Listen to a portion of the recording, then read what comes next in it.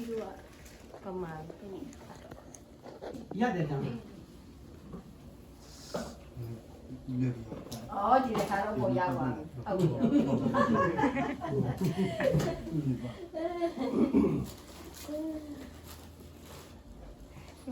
저기 다음에 로조 다음에 이거 봐요. 이거 반 이거 반 플라도도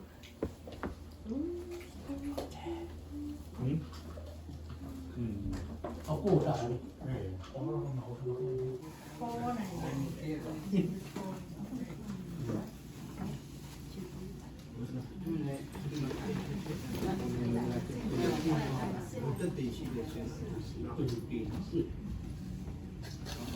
Quên đi này. Đây, pro quên đi này, quên rồi. you know.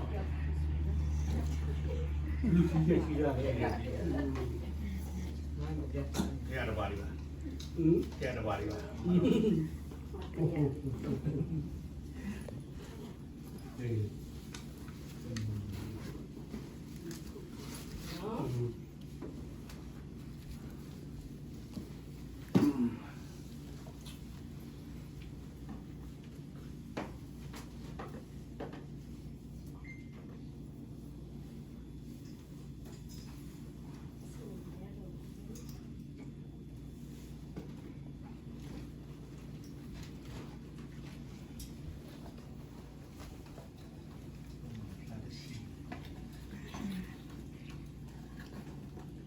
Có món mì đúng không ạ?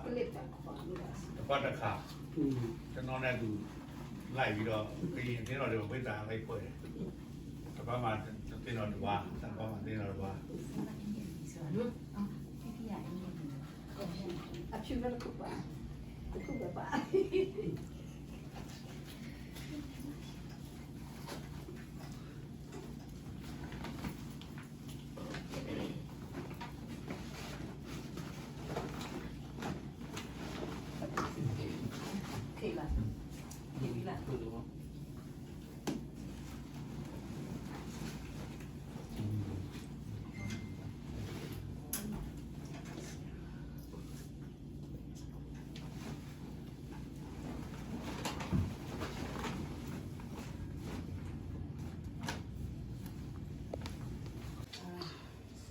cái trò ní quá mùi nhìn nó xót trên mình để và cái thế rưỡi lụt tà đỏ và phu và la nhá đỏ mua tạt lạc để phục hai thì nó đi và phu và để đi đi tụ vào nó thì đấy cái hệ tụ vào đi vào lại để cái sai lại trả rồi mà cái tụ vào đi bảo hộ sinh của các xã bị tụ vào nóจะการบ้านเดินไปทางค่อยได้อะไรกับแบบเราเส้นเราได้แต่มีง่ายอีกแต่ว่าง่ายอีกเขาไปเรียนทุกคนเที่ยวพูดได้ว่าอะไรกินนะไปเลยก็ยกเราพูดจำเนาะพูดสิ่งที่ภาษาทุกคนดูมาเลยคือเส้นจะเรียนตัวง่ายอีกเดี๋ยวเราเส้นเราเนาะจะคือไปเลยประจำดูจับบ้านนี่บ้านเนาะต่างพันธุ์สตรีจะเส้นต่างแค่มีท่าสิชอบเจอที่ยาเตอร์สกุลเตอร์คีท่าสิทอปดรตะกี้ยาตัวสปุตตะกี้ยะตาอุสิทอปดรยอนกี้ดอกเยตาอุเลยบุสิทอปดรมีซอสวีนี่ตะกี้ยะตาอุสิทอปดรยอนตะกี้ดอกอาจารย์มาวีตะพานีหมอนตุตะตาเป็นเนาะโนตะมีตะมีคิเซตะเซนี่พลาเพลีเกวนโนตาอะโคတဲ့တဘေအဆက်တို့တစီခုစပုခိစီအဝေဒီယွာမီတာဒူဒေါ်တာစီထောပထရအလောဒေါ်ဖွာပလီတာအလောဒိုနီကစားခဲလက်တကီတော့အခီဘာတုပါလေဝဖွေဝဲတို့တာအေတာတာကညောမွေးလို့ထူးလို့ယူတာဒူတာထောပတဲ့တိုင်ပန်တာဘူဆိုစရီယန်ကိုပစီဘူစီထောပထရကီကစားပြီးကိုဒိုမာလေနပူဝီပါတော့တနာညာလလူဖူတင်တော့ထောက်ကီပါလေမူဝခီလာတနီပတိဘာနတာဘာတီတိတဖာနတာဘရုတာဆုဝိတဖာလေမူတော်ညာဤတကတိဘာနဆွဲခေါပလို့ပွဲတိတဖာပဲဟဲတူဘာလဲမာရှယ်လေဘဖူဖူတလာညာတော့မာမွာလလာဟီဖိုခွာဟီဝီရီဘဘာဒီ ဒီကတဲ့ကတော့ဒီလီတာနစထရကောပလိုပါကူတာဘူးတော့ပါကစားတာဘူးရောမူတော့ညာဤလေတာဘူးတာဘာအခုချီအခက်တာကတဲ့လေတာဘာလို့ဘာဒါကတိဝန်ဒီဘယ်လိုအားလို့တာဘူးတာဘာဒါဒါလေစားတာဘူးရစုကူတော့ထားစီထားတာဝီလေကစီထော့ပထရက်ပါခဲလေစကမီလာဝတာလူဆိုစရီတဲ့တူထော့ပါစားတာဘူးရောဒါထုကဖာတကဒီဘာတာကစောလေပကနာပူဘာလေမူတော့ညာအီမီလေးဒါရတာကလေးတခါပါတခါကလေးတာဘူဘီဆဆောဘူဘာကတိအဝနီဘာကစားတာဝေယောဟဲလိုဥတော့ကွာနော်ဟာကွေတာတာတော့တာဒရမာတီတာဒါလေအကမတီတာတာဘူတာဘာတနေတော့ညာအီမီတကီတို့အားလို့ပတာဘူတာဘာတို့ညာလေစားတာဘူးရစုဘူးလို့ထလဲပိုတာဘူခရစ်စတာပေါ်မီကိုလို့တိုင်ပါတာဘူးဆိုစရရလုံးကိုအာမင်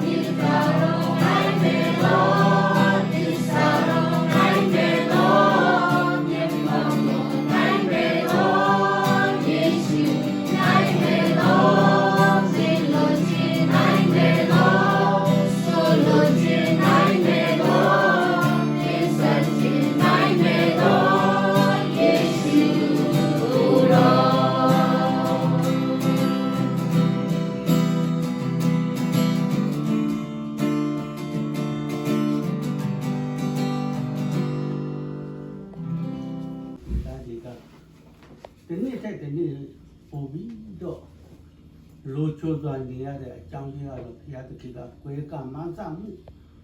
တဲ့အရေးအောက်မှာနေရတဲ့အချိန်ကာလတဲ့အခုယေရှုတည်တဲ့အကြောင်းတဲ့ဂျီမိုကိုကိုယ်တဲ့အရာကိုဖြစ်ပါတယ်။ဘာဖြစ်လို့လဲဆိုတော့ဒီနေ့တဲ့ဒီနေ့ဖတ်ရတော့ယောရှုဒီတဲ့ချမ်းသာဝင်ခြင်းမပြည့်စုံနေမဲ့လေစိတ်နှလုံးကဖျားတကြည်တယ်မှာအမြဲတမ်းကြည်နေတယ်။ဘာဖြစ်လို့လဲဘုရားတကြည်ကမှန်းစားတဲ့အရာတွေကတော့ဘုရားတကြည်ကိုယေရှုမတည်ရတဲ့အကြောင်းကိုတော့မမြင်နိုင်တဲ့အရာကိုတော့ဝိုးပြုကိုးကွယ်တဲ့အချိန်ကာလမှာကိုယ်ဤသူဤသားတွေကဝိုးပြုကိုးကွယ်တဲ့မကျေနပ်တဲ့အထက်မှာဒီအသိတွေအုပ်စုရရသိစေရဒီကအားလုံးကိုဖိနေပါတယ်။ဘာဖြစ်လို့လဲဆိုတော့ဒီထီကြီးကသုံးနိုင်ကြီးဆိုတော့မဝေးလာပါဘူး။မအားမလာတဲ့အချိန်မှာဘာဖြစ်လို့လဲဆိုတော့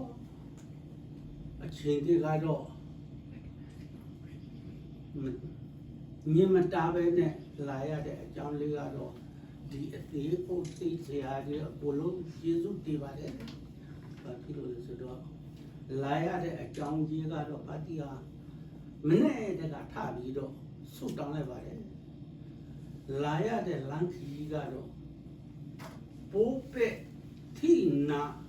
မန်သမာတဲ့လူတွေကတော့ဖရာတတိပွဲကမဆပါလို့လာရတဲ့လမ်းခီးကိုတော့ချောချောမှုနဲ့လာရပါစီလို့တော့ဗတ္တိတယောက်တည်းအခါတည်းမှဝင်ပြီးတော့ဆုတောင်းလိုက်ပါတယ်ဆုတောင်းရင်အကြောင်းကြီးကတော့အလုံးစုံပဲပေါ့ဒီသူဤသားတွေနောက်ပြီးတော့ကိုယ်နေတဲ့ရရွာထဲမှာမလို့ကြိုတဲ့အရာတွေကတော့အားလုံးဆုတောင်းလိုက်ပါတယ်အခုချိန်မှာဆုတောင်းတဲ့အရာတွေကပြီးသွားတော့ဒါငယ်ကတော့သူကထားပြီးတော့အစာတွေပြည့်စုံပါတယ်သူလုပ်ပါတယ်တော်တော်ကောင်းပါတယ်သူလည်းတော်တော်ကြိုးစားပါတယ်ဆွေးမှလည်းလုပ်ပါတယ်အခုဆုတောင်းရတဲ့အရေးကတော့ဧသူဧသားတွေနော်ထားရှစ်ဆက်နေရမယ့်အချိန်ကာလကြတော့ဘုရားတခင်ကဘယ်လိုပုံနဲ့ထားမလဲတော့ကိုကမသိပါဘူး နေရတဲ့ကာလအချိန်မှာဒါနဲ့ပို့ပြီးတော့ဘုရားသခင်နဲ့ညီးစားပါစေဘုရားသခင်နဲ့ကိုယ်ကပါစေချုံချုံမွေ့မွေ့ကောင်းကောင်းမွန်မွန်နေရပါစေလို့သူတောင်းတဲ့အရာကိုဒီပြလိုက်ပါတယ်တောင်းခုကတော့ဆွေမရဲ့သူတို့အမေစီမှာမိုးလေဝါဒအခြေကောင်းရင်သူတို့သွားလိမ့်မယ်ဆိုတော့အဲ့ဒီအရာကိုတော့ဆုတောင်းပေးပါအဲ့ဒါပါပဲနောက်ပြီးတော့အယုတ်ခွေးလေးလာပါတယ်သူဝေလာအဲ့ဒီမှာပတ်ထားလိုက်ပါတယ်ချိရတဲ့အကြောင်းလေးတော့ပြသလိုက်တာပေါ့အဲ့ဒါပါပဲ ဒီလိုမင်္ဂလာဆောင်တဲ့ကိစ္စလေးပြောလေ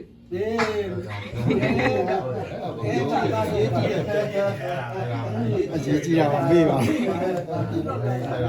ရေးကြည့်တယ်နော် ကျွန်တော်ဟိုးညာကစားတော့ကတော့မိရုပ်ကလာကတော့သူတို့တလိထုံးစံတွေကတော့အရက်နဲ့ပလင်းနဲ့ကြက်နေတော့အဲ့ဒါမိရုပ်ကလာပဲအဲ့ဒါပဲလို့တဲ့လက်ချီပွဲတွေပါဒီလူရှိဖျားရှိမှမလုတ်ခဲ့ရအဲ့ဒါတွေကတော့ပိုကမရှိဘူးနော်အဲ့ဒါတော့တရားတတိရှင်းတဲ့လူရှင်းမှ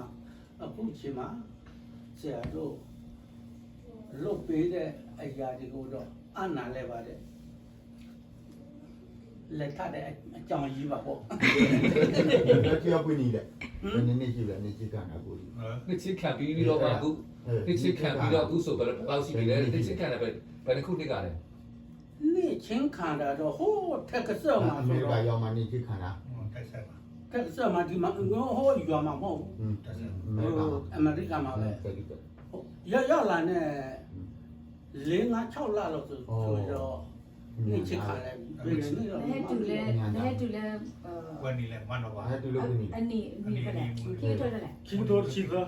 ဒီလိုစီဆိုတော့ ခေထွက်စီသန်းဆို ဒီ တော့ ငါထောက်လာတယ်ဘယ်ထိလား စီသန်းဆိုတော့20 อืม sorry စီသန်းနေပြီ 73နှစ်ပေါ့ တော့ကြာပြီ 73နှစ်ပေါ့2013တွေကလည်းဆိုအခု2016ဆိုတော့ 73နေပြီ the product တာဒီ တူတူဟောပေါ့ အခု the product တာ the product တာလေ တပလောပဲတပလောကပလော the ပဲ product တာလည်းအဲ့ဘာလဲဒီမူလူပါလား ပါလာ ခိကတော့ sorry วันนี้แหละ ဒီကတော့ဖက်လား မဘလတ်ပါတော့ တနော်လေအဲ့နဆုကမကိုဝင်နေလဲနေ วันก็ နှစ်ဖက်ကူ the poker တို့ကတော့ဝင်နေလဲ วันนี้แหละ ရဖိုးကတော့တကနေကိုလူချီရတော့ အေး 40ကျော်ပါပြီပေါ့ ရှိအဝလူရှိရဲ့ လူစီရလေးရ ဒီရည်မှာလည်း ဘာတို့လဲဆိုတော့တခု oplas ကမြေကိုလူစီခူးနေလာတယ်နော်တော့တာလို့ ရှင်းနေ အဲဆို46လောက်ရှိ အော် ပေါ့ ခင်းနေမှာ ဒီ ပို့ မှာ တယ် ဖို့တယ်ဟာဒီက ဆိုတော့48နှစ်လောက်ရှိ စီပင်ကဆောင်းနှစ်50ပြီးတော့မယ် တယ်ဘာတာ plot ထူလာနော်ဆိုဘာခရတာချစ်ကပါအဝေးကလို့နေတမကပုပုတဲ့တာချစ်ကပါအဝေးကလို့နေတရာဒိုဂျွန်ကခေဘာချစ်ပါတရာဒိုဂျွန် ကိုကြီးဖြစ်ရသည်မည်ထို့ကြောင့်လင်မယားတို့သည်နှစ်ဦးမဟုတ်တူဦးဒီဖြစ်၏ဖျားသခင်တွဲဖက်၍ထမ်းဖို့တင်တော်မူသောအရာကိုလူမခွဲမခွာစေနှင့်ဟုမိန့်တော်မူ၏ဒါသခင်ယေရှုကိုယ်တိုင်မိန့်မာခဲ့တဲ့ဖျားသခင်ဖန်ဆင်းတဲ့ကယောက်ျားနဲ့မိန်းမနှစ်ယောက်တည်းပဲဖန်ဆင်းတာနော်ဒါပေမဲ့ကဘာပေါ်မှာဒီနေ့လူတွေအတွေးခေါ်တွေကမျိုးယုံကြည်ခြင်းတရားလမ်းကိုလွဲဖို့ရအကြောင်းတွေဒီနေ့မှားယွင်းတဲ့အကြောင်းတွေဒါကြောင့်ရှင်မာကုခရစ်ဝင်အခန်းကြီးဒီ30မှာကျွန်တော်တို့ဖတ်ကြည့်တဲ့အခါမှာတကယ်ကိုကျွန်တော်တို့သိမြင်နားလည်ဖို့ရအကြောင်းတွေရှိပါတယ်။ဘာကြောင့်လဲဆိုတော့လူတွေဟာတဲ့နော်ပြောရမယ်ဆိုရင်ပြောမယ်ဆိုကျမ်းစာကိုလည်းနားမလည်ဘူးတဲ့နော်ကျမ်းစာကိုလည်းနားမလည်ဘူးနော်ကျမ်းစာလည်းမဖတ်ဘူးကျမ်းစာကိုလည်းနားမလည်ဘူးဖခင်ရဲ့တကူကိုလည်းမသိဘူးတဲ့ဒါကြောင့်မှားတဲ့နော်ပြောမယ်ဆိုရင်အယူဝါဒတွေဆွဲယူကြနော်သိရေးကြီးတယ်ကျမ်းစာကိုလည်းမဖတ်တဲ့အတွက်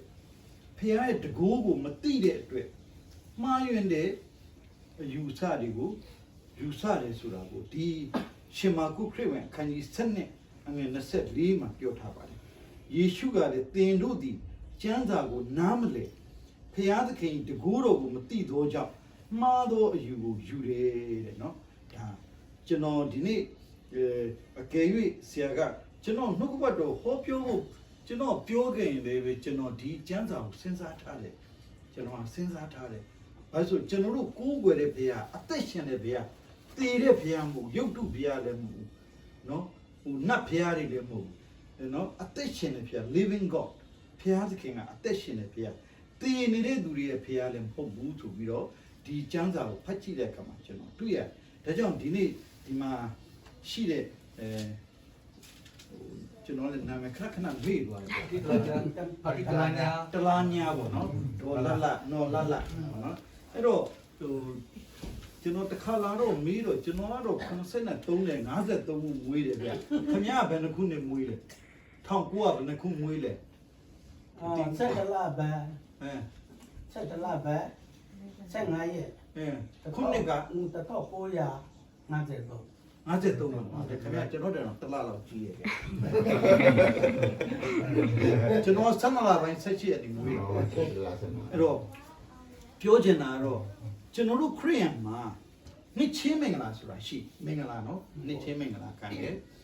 နောက်ပြီးတော့နှစ်ချင်းမင်္ဂလာခံပြီးအသင်းတော်မှာတင်းဟုတ်ဆရာကအသင်းတော်ဘောင်ကိုတွင်းတယ်ဒါခမည်းတော်ကဒီအသင်းတော်ရဲ့အသင်းသားတွေဖြစ်တယ်ဆိုပြီးအဲ့တော့အသင်းသားတွေဖြစ်လာတယ်ကျွန်တော်တို့ပွဲတော်မင်္ဂလာဆရာကြီးကပေးတဲ့ခါကျရင်ဆရာကြီးအားလုံးကိုပြောတယ်ပွဲတော်မင်္ဂလာမခံရင်မင်းတို့ဆုတောင်းကြကိုယ့်အဖြစ်ကိုဘာဖြစ်လဲတနည်းအားဖြင့်ဆိုအင်္ဂလိပ်လိုပြောလို့ဆို confession ပေါ့ဗျာအဖတ်ဖြေတယ် Roman Catholic တွေဆိုရင်ဒါပြောတယ်ဒါလည်းမင်္ဂလာတစ်ခုပဲနော်နောက်ပွဲတော်မင်္ဂလာဆိုတာပွဲတော်မင်္ဂလာတစ်ခုအဲ့တော့နောက်ဆုံးပြောလို့ဆိုအသင်းတော်မှာ Holy Order ဆိုတာတေးဥဆရာကြီးတွေကိုတိတ်ခါတင်မင်္ဂလာလုပ်တယ်နောက်တစ်ခုကတော့ထိန်ညာခြင်း သူတို့ဟိုပေါ့ဒီ present ပေးပြီးတော့မှဒီချိန်များခြင်းအတွက်ကို ဆရာပဲလက်စွပ်တွေပါလေဆုတောင်းဆက်က စက်ကပ်ပြီးတော့ နော် โอเคဆရာလက်စားပြီးတော့ပရိသတ်ပတ်သက်လို့တော့ ဆူပြုတ်ကြပါဘောဒီချက်ခိုင်ငယ်ဝတ်ထားဝတ်ဒီ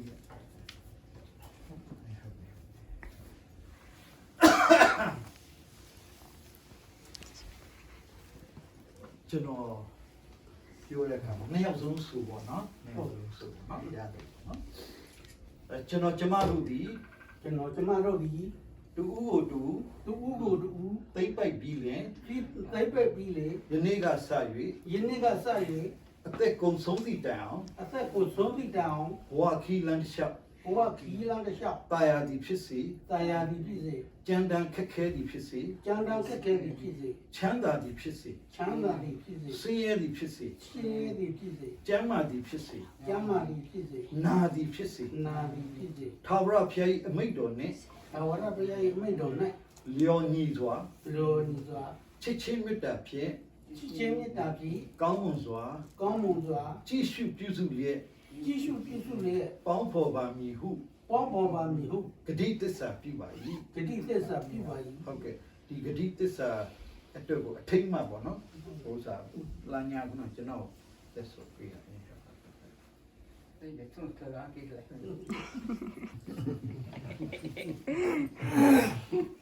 从头上嘛摆。 ရှိသေးလားတောက်သွားပြီ ဒီလိုပါဒီလိုပါ ဟိုကျွန်တော်တို့မြန်မာပြည်မှာတော့မောင်းဝင်းပေါ့နော်ဒီမှာတော့ဒီ breaker မှာတော့သူတို့ဒီလိုမသိလို့လှုပ်ထားသလားမသိဘူးအဲ့ဒါမောင်းဝင်းကျွန်တော်တို့ကတော့မောင်းဝင်းဖြစ်တယ်မောင်းဝင်းဆိုတဲ့အခါကျတော့အခုကျွန်တော်ဇနီးမှာလည်းရှိတယ်ဆီယမစီမှာလည်းကျွန်တော်တွေ့တယ်လို့ပဲနော်လက်ထပ်လက်ဆော့အဲ့တော့ဒီမောင်းဝင်းကိုချိလိုက်တဲ့အခါကျသူကအဆက်မရှိဘူးဗျအဆက်မရှိဘူးချိလိုက်အဆက်မရှိဘူးအဲ့တော့နှစ်ဦးရဲ့ချစ်ချင်းမြတ်တာကပြက်နေတာမရှိဘူးတပုံးတော်ဒီပဲနောက်ချစ်ချင်းမြတ်တာကရွှေလိုတန်ဖိုးရှိတယ်ဟုတ်လား ဟုတ်တယ် မြန်မာပြည်မှာဆိုရင်ရွှေမရှိရင်မျိုးမတော်ခြင်းမဟုတ်လားဟိုဗမာလူမျိုးတွေဆိုရင်ရွှေတုံဖျားရွှေနဲ့ပဲအဲ့တော့ကျွန်တော်တို့ဟ အမေရိကန်ကနေပြီးမှသာသနာသွားပြုခဲ့တဲ့ဆရာကြီးယူဒတန်ကသူစာအုပ်တအုပ်ရေးတယ်သူဘာရေးလဲဆိုအင်္ဂလိပ်လိုရေးထားတယ် the golden shoe ဆိုတာရွှေကမ်းခြေတဲ့မြန်မာပြည်ကမ်းခြေကိုသူကစာအုပ်မှာရေးထားတယ်ရွှေကမ်းခြေရွှေမတန်ကြိုက်တာကျွန်တော်တို့မြန်မာပြည်မှာမဟုတ်ဘူးလားဒါကြောင့်ဒီနေ့ဒီရွှေရဲ့တန်ဖိုးဟာတခြားကြောက်တံပဒမများတွေတဲ့ဘာဖြစ်လဲတန်ဖိုးရှိနေတာပဲအဲ့တော့ဥဒလာညာတို့ဒေါ်လာလာတို့ရဲ့မြစ်တာအဲ့လိုပဲတန်ဖိုးရှိတယ်ဒါထိမှဖြစ်တယ်ဒါကြောင့်ဆရာကဆူတောင်းဆက်ကပြီးတော့ဆရာက ကဲဆိုတော့ဒီနေ့ဒီလက်စွပ်နှစ်ခွင်းသူတို့ပြင်ဆင်ထားတယ်ဒီအပေါ်မှာကျွန်တော်တို့အခုဒီရွှေနဲ့ဒီလက်စွပ်ခွင်းနဲ့ပတ်သက်ပြီးတော့မှရှင်းနေရှင်းပြပြီးဖြစ်တယ်ဒါကြောင့်ပဲဒီလက်စွပ်ကိုဆင်မြန်းမယ်ဖတ်တိကလာညာနဲ့မူကားလှလို့အတွက်ကိုအခုဒီလက်စွပ်ကိုပြန်လိုက်ပြီးတော့မှဆက်ကပ်မယ်နော်ဒါတော့ရှင်ဖဖျားခင်ယနေ့ကိုရရှင်ဖျားပြင်ဆင်ပို့ဆောင်တော်မူခြင်းကြောင့်ချစ်တဲ့ဖတ်တိကလာညာနဲ့တကွာမူကားလှလို့နှစ်ယောက်ဒီယနေ့လူရှိဖျားခင်ရှိမှာယနေ့ပိဋကများစုံနေခြင်းနဲ့သူတို့ရဲ့သားသမီးတွေမိတွေရဲ့ရှိမှာယနေ့အတီးတိတဲ့မင်္ဂလာဆောင်နေခြင်းမှုကိုယနေ့ပြုဖို့ရန်အတွက်ယနေ့သစ္စာဂရိပြုပြီးဖြစ်ပါတယ်တယောက်ကိုတယောက်တက်တည်နေနဲ့ယနေ့လက်စွပ်တယောက်တကွင်းစီကိုအပြန်လှန်စွပ်ပေးခြင်းနဲ့တကွာဆက်လက်ပြောမှသူတို့ရဲ့ချစ်သက်တည်ဖြစ်ကြောင်းကိုယနေ့ပြန်လှန်လက်စွပ်များကိုစွပ်ပေးခြင်းဖြစ်ပြန်လည်ပြီးတော့မှဂရိပြုကြမည်ဖြစ်ပါတယ်ချစ်တဲ့သားကြီးနဲ့သမီးကြီးတို့ရဲ့တက်တာသူတို့ရဲ့သက်ဆိုင်တဲ့ရှိတဲ့မိသားစုဝင်တွေအတီးဒီပေါ်မှာကောင်းပါပြီပါယနေ့လူရှိဖျားရှိမှာမင်္ဂလာဆောင်နေခြင်းမှုပြုတဲ့ဤသားသမီးတို့ရဲ့ရှေ့ဆက်လျှောက်နိုင်ရမယ်ခြေလမ်းတိုင်းမှာကိုရရှင်ဖျားခင်ရဲ့ကောင်းကြီးမင်္ဂလာများတက်ရောက်စီပါလူရှိဖျားရှိမှာမင်္ဂလာဆောင်နေထားတဲ့ဖျားရဲ့သားဖျားရဲ့သမီးများဖြစ်တယ်ဆိုတာကိုယနေ့သတိထူခြင်းတဲ့ကွာဆက်လက်လှုပ်ဆောင်သွားမယ်သူတို့ရဲ့ချစ်ချင်းမြတ်တာတဲ့ကွာတိဆောက်တဲ့အိမ်တော်သူတို့မှတစ်စိမွေးဖွားလာတဲ့သားသမီးတွေမိတွေရဲ့ရှိမှလည်းပဲကောင်းသောပုံသက်တွေဖြစ်စီပါသူတို့ရဲ့ဤကဲ့သို့သောမင်္ဂလာဆောင်နေခြင်းမှုကိုမြင်တွေ့ရခြင်းအဖြစ်သူတို့ရဲ့ချစ်တဲ့သားသမီးတွေသူတို့ရဲ့မိတွေယနေ့ကြောက်ရောက်လာတဲ့ဓမ္မအိပ်ပြည့်တွေအပြည့်သက်တွေအသီးတို့ရဲ့တက်တာထဲမှာလည်းပဲလူရှိဖျားရှိမှမင်္ဂလာဆောင်နေခြင်းမှုဟာတကယ်ပဲအတီးတိတယ်ကောင်းမြတ်တဲ့အရာဖြစ်တယ်ဖျားရှင်ကျင့်တဲ့တဲ့အရာဖြစ်တယ်ဆိုတာကိုသိရှိခြင်းနဲ့တူယနေ့အသက်တာတွေပြောင်းနေပြီးတော့မှယနေ့ကောင်းတဲ့ပုံသက်တွေကောင်းတဲ့လမ်းတော်မြတ်ကိုရှောက်နှံသွားနိုင်ဖို့ရအတွက်ပြင်ဆင်ပေးသနာပါမိကြောင်းဆုတောင်းဆက်ကပ်တဲ့ခါမှာတပါးကြီးတော်သားတော်ခင်ယေရှုခရစ်တော်ဘုရားရဲ့နာမတော်မြည်ပြီးယူရည်စွာဖြစ်ဤလက်စွပ်နဲ့ကွာဤလက်စွပ်ကိုဝတ်မဲ့သားသမီးနှစ်ယောက်တို့ရဲ့အသက်တာကိုကိုရရှင်ဘုရားရဲ့လက်တော်ထဲ၌အနံပါတယ်ဖဖျားခင် အာမင် အာမင် ပေတကွင်းကဖတ်ထီလေပေတကွင်းကမူကားကိုစုပ်ပေးထားတယ်သိလားတူတူပဲလားတူတူပဲကဲအဲ့ဒါဆိုရင်ဖတ်ထီကမူကားကိုရင်စုပ်ပေးရင်ကောင်းမယ် ဟုတ်တယ် နော်ဖတ်ထီကမူကားကိုစုပ်ပေးမယ် ဒီကနေ့ တူကဲမူကားကပြန်ပြီးတော့ဖတ်ထီရဲ့ဘယ်ဘက်လက်စုပ်ပေးမယ်နော်ဒီလိုဆိုမှာဟုတ်ပြီတပ်ဖို့ရအောင်လား ပြီးသေးချက် โอเค ဟုတ်ကဲ့အဲ့တော့ဒီလက်ပြီး ပြီးတော့မှ လက်ပြီးမမတစ်ဖက်ဆိုရပြီဆရာ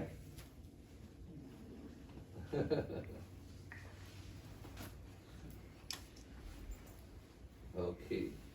ဥစ္စာသားသမီးတွေမြည်တွေရှိနေလာကြပါလို့ဒီမှာ ပုံပုံကလေးလူက လာလာ ခိဘာတော့ အကုန်လာကြပါခေါ်လိုက်ပါခင်ဗျာဘုံကြီး အဖိုးလေးကလည်းခိဘာ ဟဲ့ တော့ ဟဲ့ ဟုတ်ပါတယ် ရပါနာရ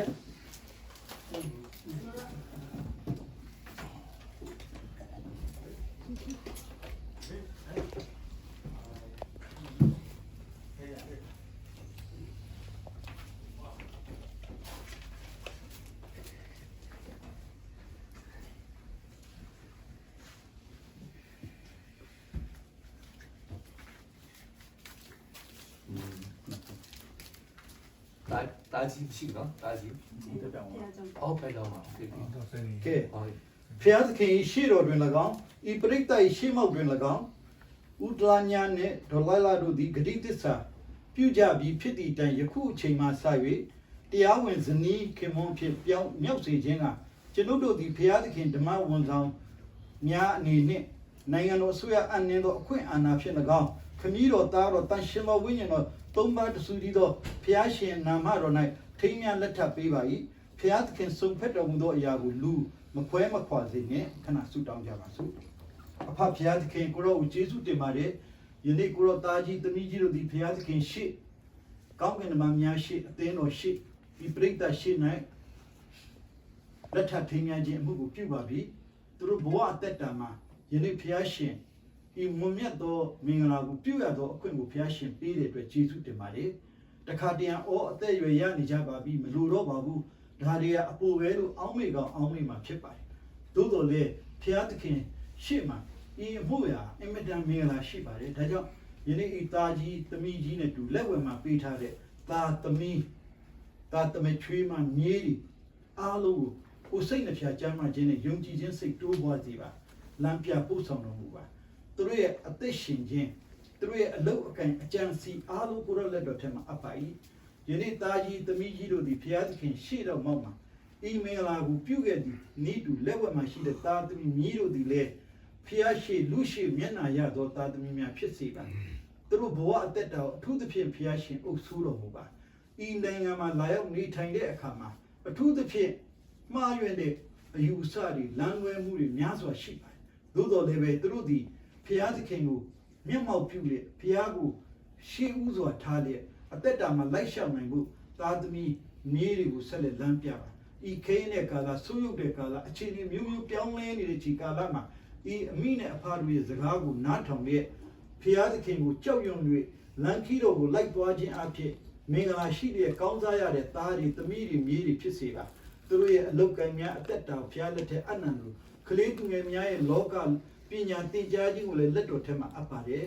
သူတို့ကိုဉာဏ်ပညာပေးပါသခင်ယေရှုဖျားကိုရောနာမ၌ရှိမြောက်တော်မူပါလမ်းပြပို့ဆောင်တော်မူပါယနေ့သားကြီးသမီးကြီးတို့သည်ယနေ့ဤအသင်းတော်ရှိပရိသတ်ရှိမှသူတို့ဝန်ခံနေတယ်ဘုရားရဲ့ကျေးဇူးကြီးလာတယ်လို့ဝန်ခံနေတယ်အခက်ခဲအမျိုးမျိုးရဲ့ဘုရားဒီနေ့ထိသူတို့ကိုပို့ဆောင်ခဲ့တယ်ဆိုဝန်ခံနေပါတယ်ကျေးဇူးတော်ချီးမွမ်းနေပါဤကျေးဇူးတော်ချီးမွမ်းခြင်းကိုဘုရားရှင်လက်ခံကောင်းကြီးပြုအပ်ကြောင်းမဆာတော်မူပါအထူးသဖြင့်ဘုရားသခင်မကြာမီခရီးသွားဖို့ရှိတဲ့သမီးချွေးမသူ့ရဲ့မိဘတွေစီသွားမယ်ပြောပါတယ်ဥဒလာညာလည်းပဲသူတို့လည်းပဲလိုက်ဒီခရီးကိုသွားဖို့ရှိတယ်ဆန္ဒရှိတယ်ဘုရားသခင်ဒီຢာတွေအားလုံးကိုပြင်ဆင်ပေးပါထိုနေရာထိုရက်ကလည်းသဘာဝဘေးအန္တရာယ်ရှိတယ်လို့လည်းကျွန်တော်တို့နားလည်ရပါတယ်ဒါကြောင့်ဘေးအန္တရာယ်ကင်းစွာသွားလျက်ဘေးအန္တရာယ်ကင်းစွာပြန်လာနိုင်ဖို့ကျေးဇူးတော်ချီးမွမ်းနိုင်ပါမကြောင်းကောင်းချီးပေးတော်မူပါဤကျေးဇူးတော်ချီးမွမ်းခြင်းနဲ့ဤလက်ထပ်ထိမ်းမြားခြင်းအမှုမှာယနေ့ရောက်လာကြတဲ့မိဘညီကိုမောင်မသင်သူသင်သားအားလုံးပေါ်မှာလည်းကောင်းချီးပေးလေမိမိတို့အသက်တာမှာမိမိတို့ရဲ့ဘဝအသက်ရှင်ခြင်းမှာဖျားရှင်မူသာလည်းအစဉ်ဦးစားပေးလေဖျားကိုမျှော်ကြည့်လေဆက်လက်အသက်ရှင်နိုင်ကြပါမည်ကြောင်းသခင်ယေရှု၏နာမတော်ကိုအားကိုအမိပြုလေဆုတောင်းလေကျေးဇူးတော်ချီးမွမ်းလေဤမိသားစုရဲ့အသက်တာကိုဆက်ကအနန္တနာခံကြပါ၏ဖဖျားသခင်အာမင်အာမင်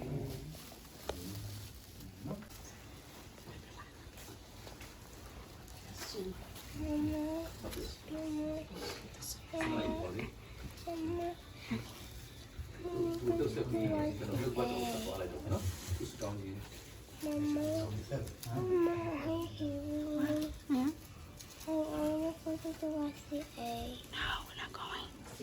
ူကစားဖို့ပဲ Where we go after Mama? ဒီစားရတာပြတာကလေးပို့တောင်းမှာတယ်လေရွာတော့တမအနေနဲ့လေမူလာခုပြပြပြပြရတယ်ဘယ်ဒီတော့ခေါ်တာဒီကတော့ဒီပေါ်တယ်နော်ဟာခုဒီကစားရဆက်ခေါ်တော့ဒီတူဒီစင်းနေတယ်ခေါ်တော့လာမူတင်တော့ခါစမြာ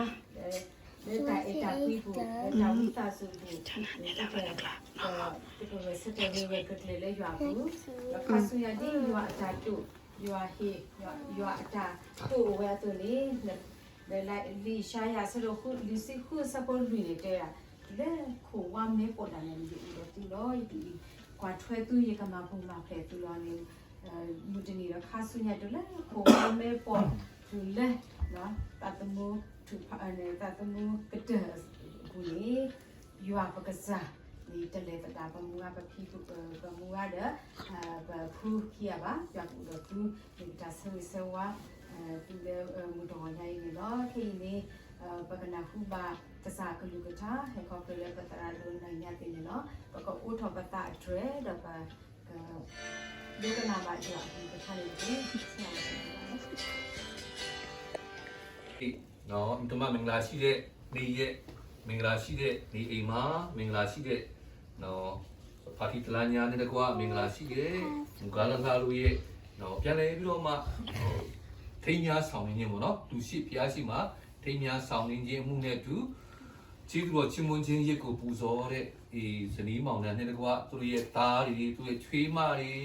နော်သူတို့ရဲ့ညီးလေးတွေနဲ့တူဒီနေ့ဒီမှာရှိကြတဲ့ဓမ္မမိတ်ဆွေတွေနဲ့တကွာဒီနေ့ပထမမှာခရစ်တော်တင်တော်ကဒီတော့မှလာရောက်ပြီးတော့မှဒီအစီအစဉ်မှာပါဝင်ကြတဲ့ညီကိုဘောမများအားလုံးကိုခရစ်တော်ရဲ့နာမ၌မင်္ဂလာပါလို့ရှိလို့စွာနှုတ်ခွန်းဆက်ပါတယ်ဒီနေ့မင်္ဂလာဆောင်နေခြင်းကသူတို့ချီးမွမ်းသွားတဲ့မိသားစုတက်ကိုကျွန်တော်ပြင်ဆင်ထားတဲ့နှုတ်ဘတ်တော်ကျမ်းကျက်နှစ်ချက်ပေါ့နော်အဲ့ဒါလေးကိုရင်ပေါ်ပြခြင်းနဲ့ပထမကျမ်းကျက်တစ်ချက်ကတော့ကျွန်တော်အခုမင်္ဂလာဆောင်နေခြင်းမှုကိုပြုထားတဲ့ဒီပါတီတလာညာနဲ့မူဂါလာတို့တွေ့ရောဖြစ်ပါတယ်လို့ကဘာဦးကျန်ခန်းကြီးနေ့22ကနေတော့မှ25တိုင်အောင်ဖတ်ချင်ပါတယ်22ကနေ25ထာဝရရှင်ဖျားခင်သည်လူသေးကထုတ်သောနံယိုးဖြစ်လူမိမ့်မကိုဖန်ဆင်း၍လူရှိရာသို့ခေါ်ဆောင်ခဲ့၏လူကလည်းယခုဤသူသည်ငါအယိုးတဲကအယိုးငါအသားတွေကအသားဖြစ်၏လူတွေကထုတ်တော်ကြောင့်သူ့ကိုလူမိမ့်မဟုခေါ်ပေါ်အပ်သည်ဟုဆိုလေ၏ထိုအကြောင်းကြောင့်ယောက်ျားသည်ကိုမိဘကိုစွတ်၍ကိုခင်မွန်း၌မိဝဲသည်ဖြစ်ထိုသူတို့သည်တသားတကူပဘုံမှုအရာနော်သူရောက်လာတော့ဗောနော်ဘုရုံကဆရာဆုံးမင်းမော်က interpreter လုပ်တယ်citizen ဖြစ်ဖို့အတွက်သူတို့မှာခက်ခဲရှိတယ် Texas မှာဆိုရင်သူတို့ citizen ဖြစ်ဖို့ခွင့်ရမရှိတဲ့အခါမှာမနီဆိုလာကိုသွားမနီဆိုလာမှာဆိုတော့ citizen ဖြစ်ဖို့အတွက်ခွင့်ရည်ခွင့်လန်းနေရှိတယ်ကိုပညာမတတ်ရင်လည်းပညာမတတ်တယ်လို့မျိုးပဲ interpreter တွေနဲ့နော်ကရင်ဒီရဲ့ကုညီပပုံမှုနဲ့တကွာပေါ့အများကြီးလုပ်လို့ရတယ်ဆိုတော့ခါမှာသူတို့မနီဆိုလာကိုရောက်လာရင်းနဲ့နောက်ဆုံးမှာသူတို့တဲမဲ့နေမဲ့နေရာခက်ခဲရှိတဲ့ခါမှာဆရာဆုံးမျိုးပေါ်ကဆက်သွယ်လာပြီးတော့မှကျွန်တော်ဒီမှာနေလို့ရမလားသူတို့နေရာကိုလက်ခံပေးလို့ရမလားဆိုတော့မှနောက်ဆုံးမှာကျွန်တော်တို့လက်ခံပေးလိုက်တယ်ကျွန်တော်တို့မိသားစုနဲ့တူမိသားစုဝင်တဲ့ဖွေနော်နှစ်နဲ့ချီတော့မှညာဟိုင်းပဲနော်ဘယ်နှစ်ကြာသွားလဲခရီးကျွန်တော်တို့စီပါဘယ်နှစ်လောက်လဲ6နှစ်6နှစ်လား9နှစ်လား9နှစ်6နှစ်လောက်ကြာသွားတယ်နော်ဆိုတော့ဖတ်တီရောက်လာတော့ကဖတ်တီကပမာစကားတော့ပြောနိုင်တော့ညာလဲပဲမြန်မာစာကိုဖတ်ဖို့နော်ပြန်ရေးဖို့ခက်ခဲရှိတယ်တောက်ပိုင်းမှာကျွန်တော်အိမ်မှာရှိတဲ့စာအုပ်တွေကိုသူဖတ်တယ်နော်ဆိုတော့ကျန်းစာလည်းဖတ်တယ်သူ့ကိုလည်းစာအုပ်တွေသူဖတ်လို့ရတော့ပြီးတဲ့ခါမှာသူကစာအုပ်စာပေတွေဖတ်ရင်နောက်ပိုင်းမှာကျွန်တော်အိမ်ကြီး visiting သွားတဲ့ခါကျရင်ကျွန်တော်နဲ့သူကဂီတာဝိုင်းွယ်ပေးတယ်တချင်းစာအုပ်တွေဝိုင်းဆွဲပေးတယ်ပြီးတော့မှတင်းတောက်ကြီးတယောက်လိုမျိုးပဲနော်သူကဓမ္မဝတ်ကိုပါကူညီပြီးတော့မှဆောင်ရွက်လာတယ်ပေါ့နော်တင်းတောက်လို့ကျွန်တော်မခတ်အပ်ထားတော့ညာလည်းပဲတကယ်ပဲတင်းတောက်တယောက်ကဲသူနော်ကူညီမှုတွေကွာဖခင်ရဲ့အမှုတော်ထဲမှာလည်းပဲသူကပါဝင်ခဲ့တယ်တကယ်ပဲဖခင်ရှင်ဟာဒီနေ့ဖာတိတလားညာကိုအော်ဝေတာပေါ့နော်ဆိုတော့အာဗြဟံရဲ့အသက်တာလိုမျိုးပဲဖတ်ထီးကနော်သူရောက်ခဲ့တဲ့နော်ဒီကရင်နယ်စပ်မှာရှိတဲ့နော်ဖာတီတို့ရဲ့ကက်တာဘာကက်မေလာနော်မေလာကက်ကနေတော့မှဒီကိုထွက်လာဖို့အတွက်ကိုတစ်ခါမှသူမလာဘူးတဲ့နိုင်ငံနော်အမေရိကန်နိုင်ငံဆိုတာတစ်ခါမှလည်းမရောက်ဘူးနော်ဘာတွေတွေ့ပြီးတော့ဘယ်လိုတွေနဲ့ဆက်ဆံရမယ်ဆိုတာလည်းမသိဘူးနော်ဖခင်ကသွားဆိုတဲ့အနေထားမျိုးနဲ့အာဗြဟံကိုစေလို့တဲ့အခါမှာအာဗြဟံဟာယုံကြည်ခြင်းတဲ့ကွာဖျားပြတဲ့ပြည်ကိုသွားလို့မျိုးပဲဖာတီတလာညာတဲ့ကွာမူကားလာသူ့ရဲ့မိသားစုကတကယ်ပဲထွက်လာယုံကြည်ခြင်းနဲ့ထွက်လာနော်ဖျားကကောင်းဆုံးပြင်ဆင်ပေးမယ်ဆိုတာဟိုတုန်းကတော့ဖျားမသိသေးဘူးနော်သူတို့ဒီကိုရောက်တဲ့ခါကျမှတကယ်ပဲနော်ယုံကြည်သူမိသားစုတွေဖြစ်လာတယ်ပြီးတော့မှကျွန်တော်တို့တွေနဲ့ရောက်လာပြီးတော့ကျွန်တော်တို့နဲ့တွေ့တယ်ကျွန်တော်တို့တင်တနာနဲ့တွေ့တယ်ကျွန်တော်မိသားစုနဲ့တွေ့တယ်ပို့တော့မှ ရစ်ချက်ပြီးတော့မှနှုတ်ဘတ်တော်ပေါ်မှာအခြေပြုပြီးတော့မှအသက်ရှင်တက်လာတယ်ဆုတောင်းတက်လာတယ်နော်သူဘာကိုအားပေးတက်လာတယ်ဆုတောင်းခြင်းတွေຢာမှာလည်းပဲပိုတော့စိတ်အားကြီးတဲ့နော်ဖတ်တီဖြစ်လာတယ်ပေါ့နော်ဖတ်တီအားဖြစ်လည်းပဲမူကားလာကကောင်းကြီးခံစားရတယ်ဆိုတော့ဒီနေ့ဒီຢာပေါ်မှာကျွန်တော်ကဖတ်တီနဲ့ရောမူကားနဲ့ရောဒီမှာရှိကြတဲ့မိသားစုတွေကိုအားပေးခြင်းတယ်ပေါ့နော်ဆိုတော့မိသားစုတွေနော်သူတို့ဘာကပြန်ပြီးတော့မှဒီကလေးတွေကတကယ်ပဲဖျားအတွက်အစီခံလိုက်တာနော်ချစ်စရာကောင်းလိုက်တာသူတို့ရဲ့အသက်တာကတကယ်ပဲပုံကောင်းသောပုံသက်တွေပြလိုက်တာဆိုတဲ့ကောင်းမွန်တဲ့နော်ဒီရလလေးတွေသူတို့အားဖြင့်ဖာတီတလာညာတကွာမူသားတလာတို့အားဖြင့်သူတို့ပေါ်မှာတက်ရောက်ခြင်းနဲ့တူတကယ်ပဲဒီချိန်မှာဒီမြို့ရွာဒီပြည်နယ်ဒီနိုင်ငံကိုစားပြုပြီးတော့မှဖျားဘုံတော်ထင်ရှားတဲ့မိသားစုဝင်များဖြင့်ဖျားရှင်သားရဲ့ကောင်းကြီးပေးတဲ့ရွေးကောက်အသုံးပြုပါစေလို့ကောင်းကြီးလားပေးခြင်းတဲ့ကွာဆုတောင်းပေးပါတယ်ခဏဆုတောင်းကြရအောင်ကိုရရှင်ဖျားပြင်ဆင်ပေးတဲ့အချိန်တိုင်းအတွက်ကျေးဇူးတင်တယ်ကိုရရှင်ဖျားခင်ကသူတို့ရဲ့အတ္တအတီးပေါ်မှာကောင်းမြတ်တဲ့ဖျားဖြစ်တဲ့အတိုင်းဒီသူတို့ပေါ်မှာကိုရရှင်ဖျားပြုခဲ့တဲ့ကောင်းကြီးမိသားတွေကယနေ့ထိတိုင်အောင်တကယ်ပဲညာပြစွာနဲ့ကျွန်တော်တို့တွေ့မြင်ခံစားရပါတယ်။သူဖြစ် မိဘမဲ့ဘဝကဒီတော့မှတကယ်ပဲ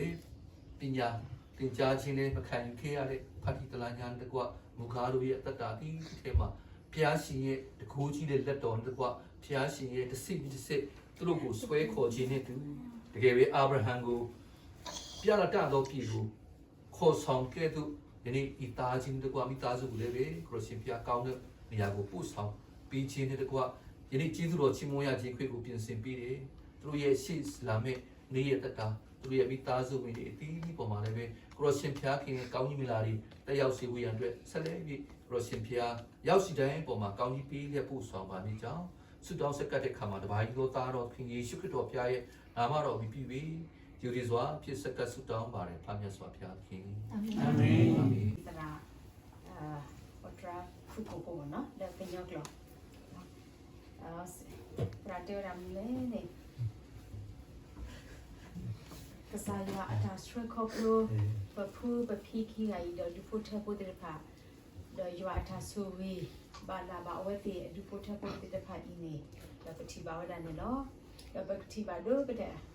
ပဖာတီပပူအဝဲမီကေရာတာကပေါ်ဝီကတဲ့နော်ပတိဘာပပလေဘာခေါပလာတာအမှုအတာစီတကတူအတာစီထောကတူ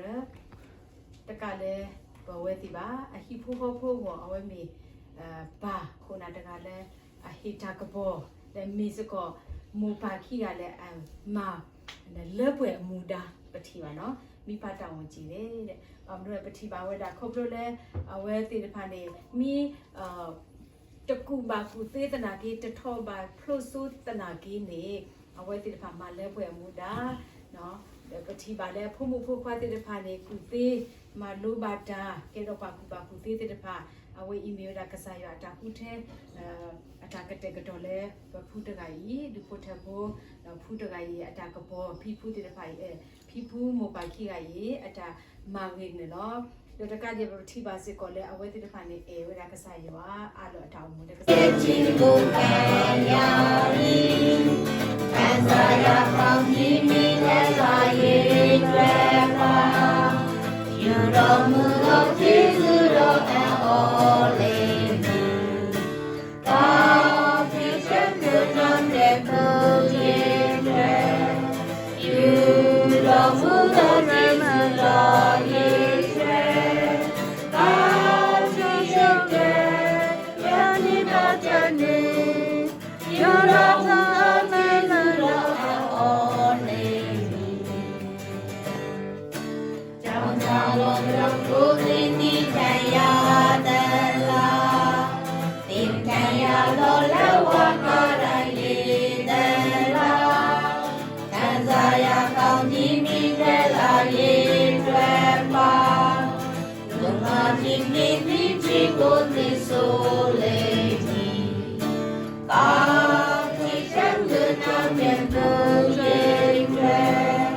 you don't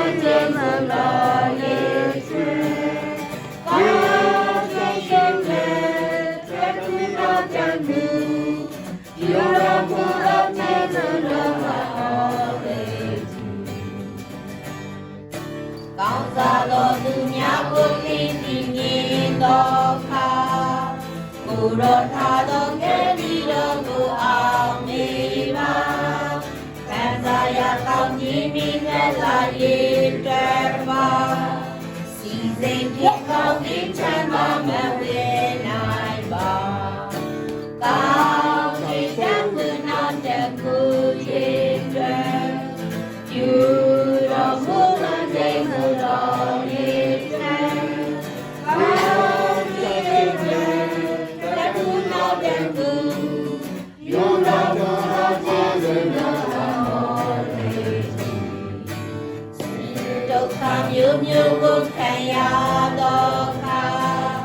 စိတ်မပြေရကိုယ်တော်ကိုယ်သာအားကိုးပါခံစားရကောင်းကြီးမိတဲ့လာလေးတွေ့ပါလမ်းဆုံးတိုင်းအောင်ဒီကိုဆောင်မဖို့ဆောင်မည်ကောင်းကြီးတဲ့ကိုနောက်တဲ့ကိုရေးတွေ့ယူတော်မူတဲ့ကျေးဇူးတော်ရေးတွေ့ကောင်းကြီးတဲ့ကိုနောက်တဲ့ကိုယူတော်မူတဲ့ကျေးဇူးတော်အမောလေး ကျွန်တော်တို့ကပတ္တနာတော်အဖြစ်ဆုတောင်းကြပါစို့ကောင်း ကောင်း ကင် ကင် ဘု ဘု ံ ံ ၌ရှိ၌ရှိ တော် တော် မူ မူ သော သောကျွန်တော်တို့၏ပါကိုရောရဲ့နာမတော်အားလူတည်လေးမြတ်ခြင်းရှိပါစေသောနိုင်ငံတော်တည်ထောင်ပါစေသောလူတော်သည်ကောင်းကင်ဘုံ၌ပြည့်စုံကဲ့သို့မြေကြီးပေါ်မှာပြည့်စုံပါစေသော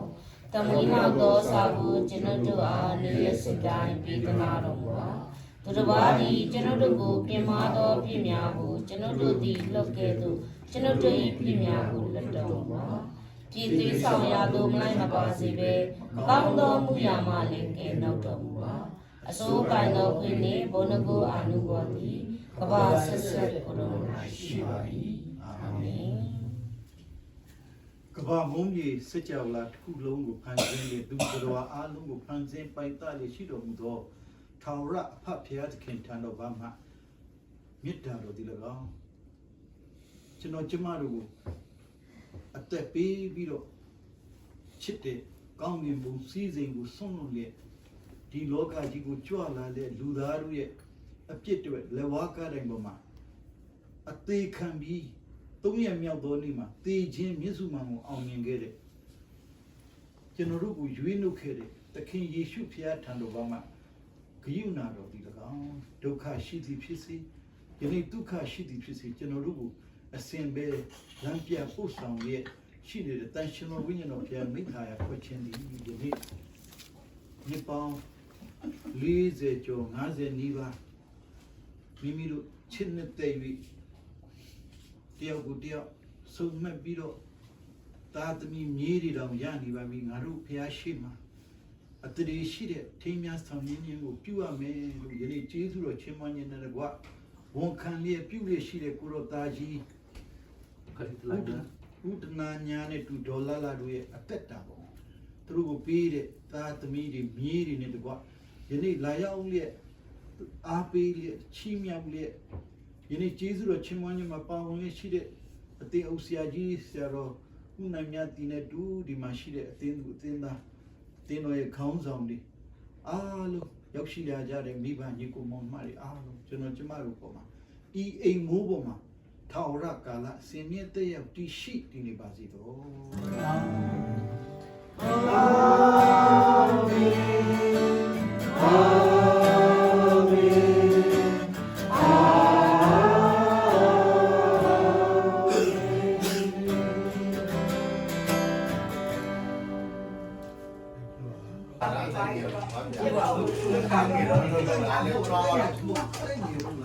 ကျော်သေးပါ ဒီကနေ့ဘာလို့လဲမဟုတ်ဘူး